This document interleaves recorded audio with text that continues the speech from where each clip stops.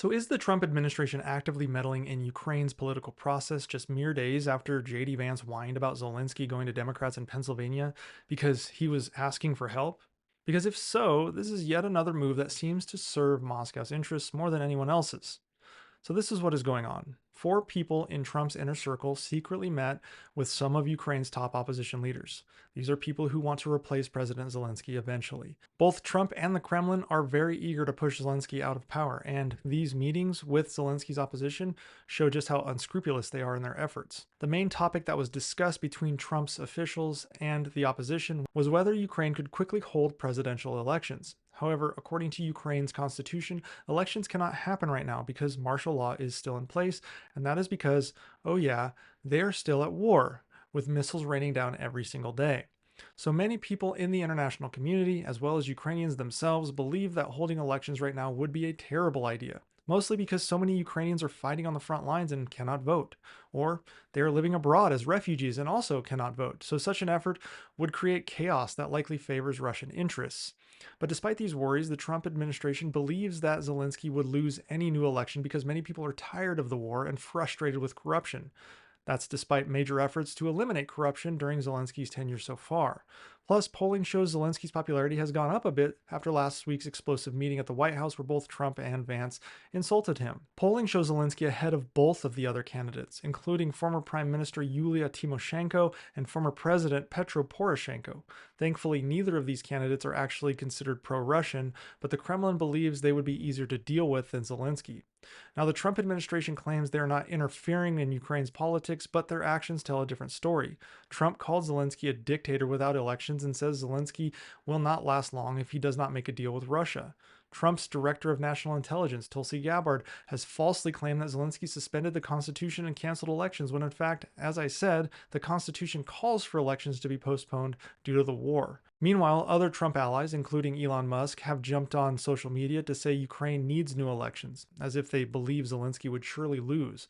But here's the reality. Even though Trump and the Kremlin hope elections will remove Zelensky, he's still a lot more popular than Tymoshenko and Poroshenko. Recent polling in Ukraine shows Zelensky with between a 44% and 65% approval rating depending on the poll you look at, which, even on the low end, is still far ahead of everyone else in the field. I mean, he even has a 47% approval rating in the US, which is the same as Trump's. Now, the obvious plan behind these backroom talks is to hold a quick presidential election after a short ceasefire, but before more serious peace talks happen. This is the exact plan being pushed by the Kremlin. Now, to their credit, both Tymoshenko and Poroshenko have publicly said that they are against early elections during the war, but then again, in private, they are talking with Trump's people about this. Now, perhaps both are trying to back channel more support from the United States, and Zelensky is approving this. They're trying to seem more cooperative and more willing to give Trump and Russia what they want.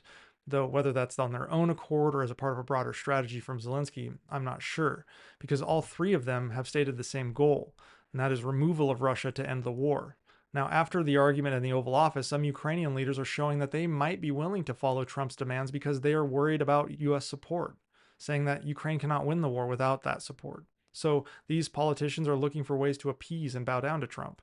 But Trump's own actions continue to undermine any attempts at appeasement, even from Ukraine, because he does things like pausing military aid and stopping intelligence sharing while saying Zelensky won't be around very long if he doesn't do what he wants.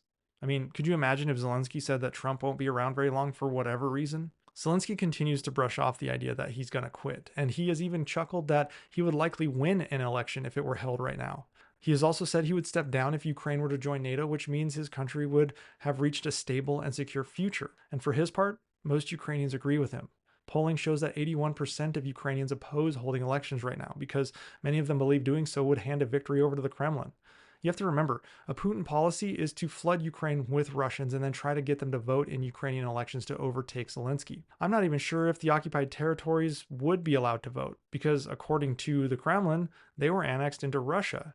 That means that their votes wouldn't count against Zelensky, and the remaining part of Ukraine is overwhelmingly anti-Russian, which means that Zelensky would be handed an easy victory. So we may see the Kremlin back off and say, oh yeah, these annexed territories can totally vote in Ukraine's election, which would be a double standard. In the end, though, it is clear that Trump is meddling in Ukraine's affairs along with Russia to push for Zelensky's removal. Such efforts pose a huge risk to Ukraine's future and democratic values. Trump supporters lament external interference and corruption in Ukraine and seem to be accepting just that when it comes to Trump. The bottom line is Ukraine deserves real support, not political undermining and power grabs fueled by selfish interests in Washington or Moscow, because that is now what this diplomacy has broken down into.